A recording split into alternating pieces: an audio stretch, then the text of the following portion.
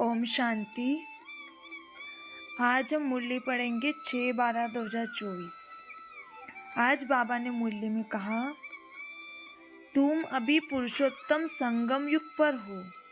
यह स्मृति रहे, बाबा ने कहा, इस ड्रामा में हर एक्टर का अपना अपना अनादि पार्ट है। जिसने कल पहले जितना पढ़ा है वह अभी भी पढ़ेंगे। बाबा ने कहा, सदा इसी अनुभव में रहो कि एक बाबा दूसरा न कोई, बस एक बाबा ही संसार है। कोई आकर्षण नहीं, कोई कर्म बंधन नहीं। बाबा ने कहा, महान आत्मा की दृष्टि और वृत्ति बेहद की होती है। अब हम मुरली शुरू करते हैं। 6/12/2024 प्रातः मुरली। ओम शांति। बाप दादा मधुबन। मीठे बच्चे, तुम अभी पुरुषोत्तम संगम युग पर हो। तुम्हें यहाँ रहते नई दुनिया को याद करना है और आत्मा को पावन बनाना है।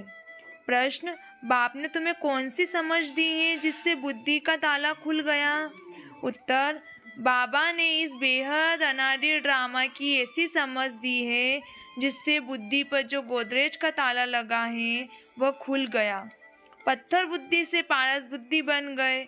बाबा ने समझ दी है कि इस ड्रामा में हर एक एक्टर का अपना अपना अनादि पार्ट है। जिसने कल पहले जितना पढ़ा है वह अभी भी पढ़ेंगे, पुरुषार्थ कर अपना वर्षा लेंगे। ओम शांति। रूहानी बच्चों प्रति रूहानी बाप बेट सिखलाते हैं। जब से बाप बना है तब से ही टीचर भी हैं, तब से ही फिर सद्गुरु के रूप में शिक्षा दे रहे हैं। यह तो बच्चे समझते ही हैं, जबकि वह बाप टीचर गुरु हैं तो छोटा बच्चा तो नहीं है ना। ऊंच ते ऊंच, बड़े ते बड़ा है। बाबा जानते हैं सब मेरे बच्चे हैं। ड्रामा प्लेन अनुसार पुकारा भी है कि आकर के हमको पावन दुनिया में ले चलो, परंतु समझते कुछ नहीं। अभी तुम समझते हो, पावन दुनिया सतयुग को, पतित दुनिया कलयुग को कहा जाता है। कहते भी हैं, आकर के हमको रावण की जेल से लिबरेट कर, दुखों से छुड़ाकर अपने शांतिधाम सुखधाम में ले चलो। नाम दोनों अच्छे हैं, मुक्ति जीवन मुक्ति व शांतिधाम सुखधाम। सिवाय तुम बच्चों के और कोई की बुद्धि में नहीं है कि शांतिधाम कहाँ है, सुखधाम कहाँ है। बिल्कुल ही बेसमझ है। तुम्हारी एम ऑब्जेक्ट ही समझदार बनने की है। बेसमझों के लिए एम ऑब्जेक्ट होती है कि ऐसा समझदार बनना है, सभी को सिखलाना है। यह है एम ऑब्जेक्ट। मनुष्य से देवता बनना, यह है मनुष्य की सृष्टि, वह है देवताओं की सृष्टि। सतयुग में है देवताओं की सृष्टि, तो जरूर मनुष्य की सृष्टि कलयुग में होगी। अब मनुष्य से देवता बनना है तो जरूर पुरुषोत्तम संगम युग पर ही होगा। यह है देवताएं, यह है मनुष्य। देवताएं हैं समझदार, बाप ने ही ऐसा समझदार बनाया है। बाप जो विश्व का मालिक है, भल मालिक बनता नहीं है, परंतु गाया तो जाता है ना।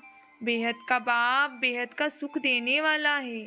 बेहद का सुख होता ही है नई दुनिया में, और बेहद का दुख होता है पुरानी दुनिया में।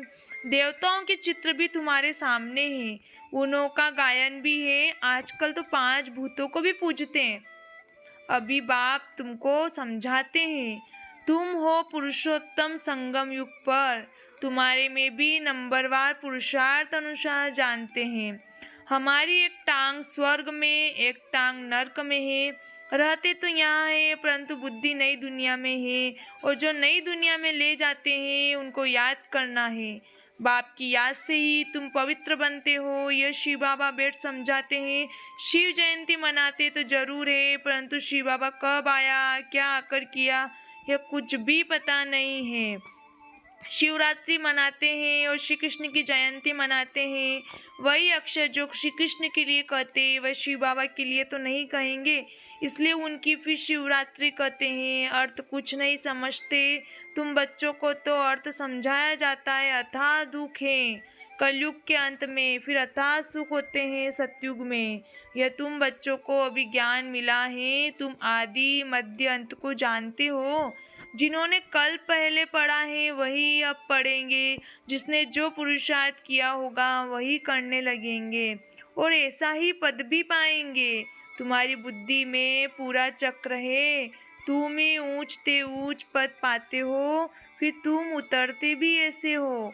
बाबा ने समझाया है, यह जो भी मनुष्य की आत्माएं हैं, माला है ना, सब नंबरवार आती हैं।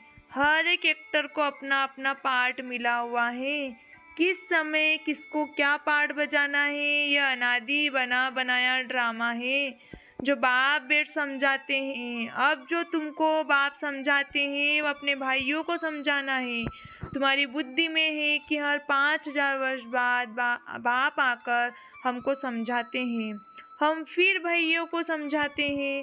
भाई भाई आत्मा के संबंध में है। बाबा कहते हैं, इस समय तुम अपने को अशरीरी आत्मा समझो। आत्मा को ही अपने बाप को याद करना है पावन बनने के लिए। आत्मा पवित्र बनती है तो फिर शरीर भी पवित्र मिलता है। आत्मा अपवित्र तो जेवर भी अपवित्र। नंबरवार तो होते ही है। फीचर्स एक्टिविटी एक न मिले दूसरे से। नंबरवार सब अपना अपना पार्ट बजाते हैं, फर्क नहीं पड़ सकता। नाटक में वही सीन देखेंगे जो कल देखी होगी, वही रिपीट होगी ना। यह बेहद का है और कल का ड्रामा है। कल तुमको समझाया था, तुमने राजाई ली फिर राजाई गंवाई। आज फिर समझ रहे हो, राजाई पाने लिए। आज भारत पुराना नर्क है, कल नया स्वर्ग होगा। तुम्हारी बुद्धि में है। अभी हम नई दुनिया में जा रहे हैं, श्रीमत पर श्रेष्ठ बन रहे हैं। श्रेष्ठ जरूर श्रेष्ठ सृष्टि पर रहेंगे। ये लक्ष्मी नारायण श्रेष्ठ हैं तो श्रेष्ठ स्वर्ग में रहते हैं, जो भ्रष्ट हैं वो नरक में रहते हैं। यह राज तुम अभी समझते हो। इस बेहद के ड्रामा को जब कोई अच्छी रीति समझे तब बुद्धि में बैठे। शिवरात्रि भी मनाते हैं परंतु जानते कुछ भी नहीं हैं। तो अब तुम बच्चों को रिफ्रेश करना होता है, तुम फिर औरों को भी रिफ्रेश करते हो। अभी तुमको ज्ञान मिल रहा है, फिर सद्गति को पा लेंगे। बाबा कहते हैं, मैं स्वर्ग में नहीं आता हूँ, मेरा पार्ट ही है पतित दुनिया को पावन दुनिया बनाना।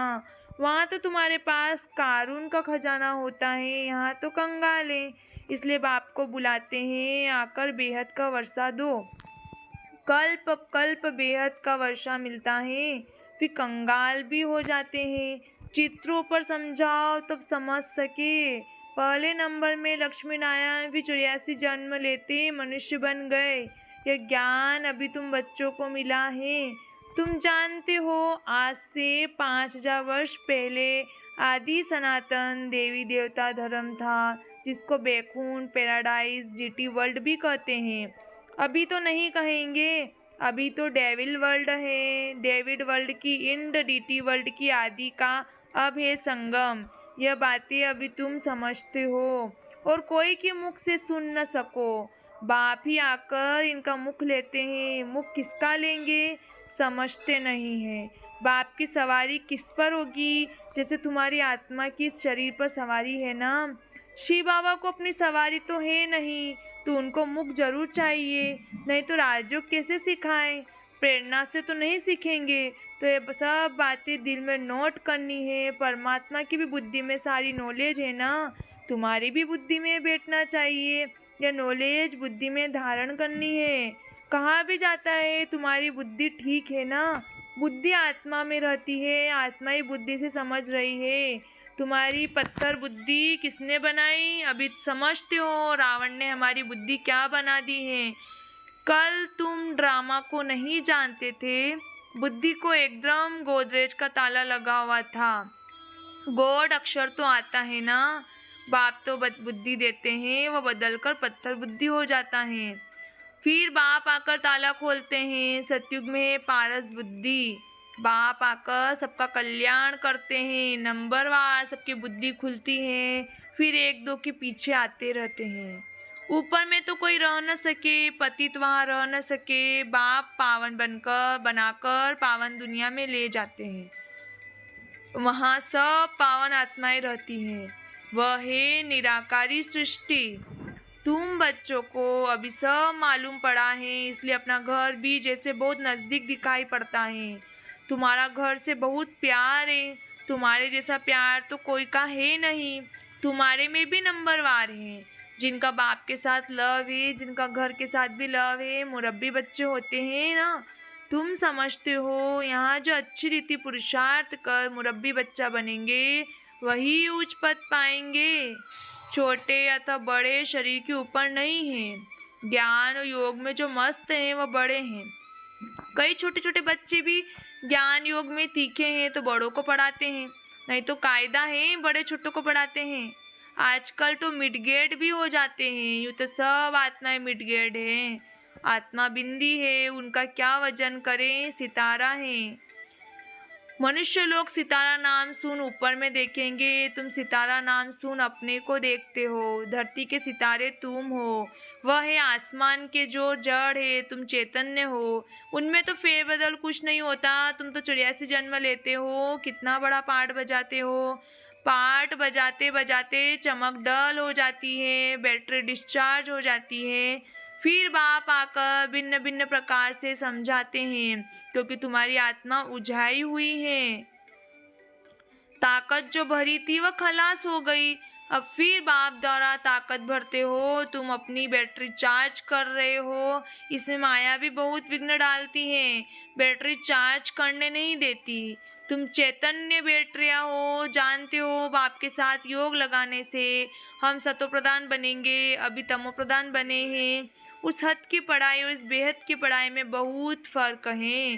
कैसे नंबरवार सब आत्माएं ऊपर आ जाती हैं, फिर अपने समय पर पाठ बजाने आना है। सबको अपना अविनाशी पाठ मिला हुआ है।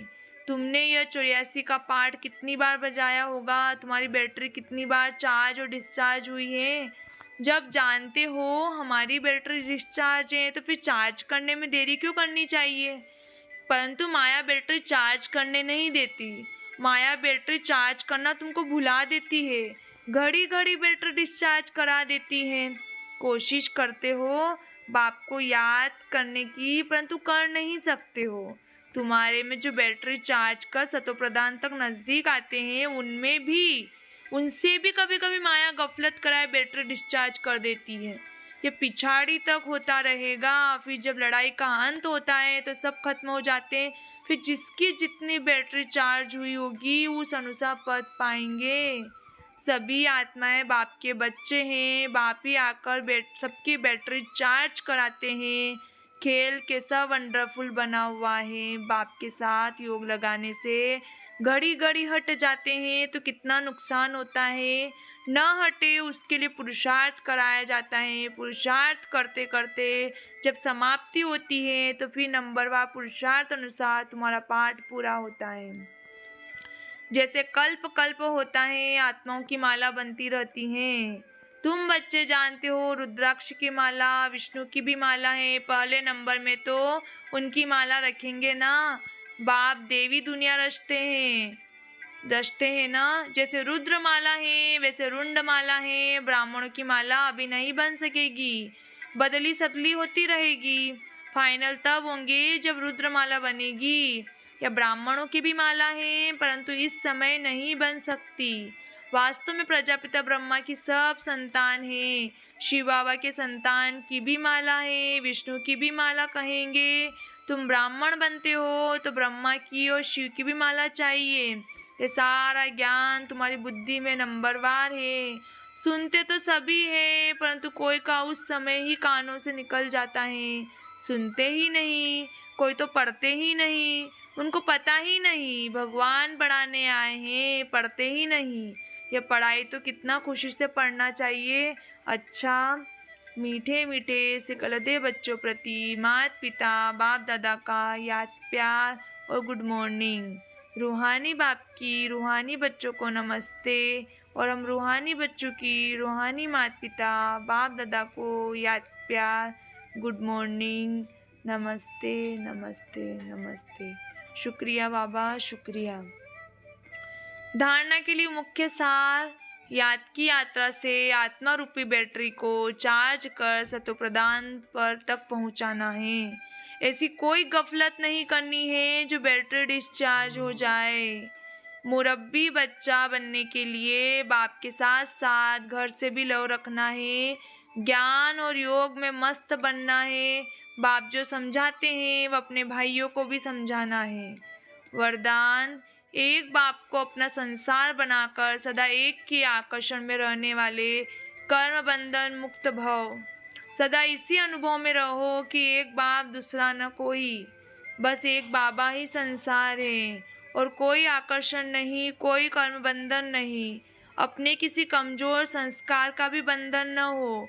जो किसी पर मेरेपन का अधिकार रखते हैं उन्हें क्रोध या अभिमान आता है, यह भी कर्म बंधन है। लेकिन जब बाबा ही मेरा संसार है, यह स्मृति रहती है, तो सब मेरा मेरा एक मेरे बाबा में समा जाता है और कर्म बंधनों से सहज ही मुक्त हो जाते हैं।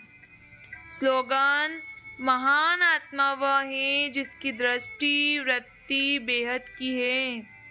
महान आत्मा वह है जिसकी दृष्टि वृत्ति बेहद की है।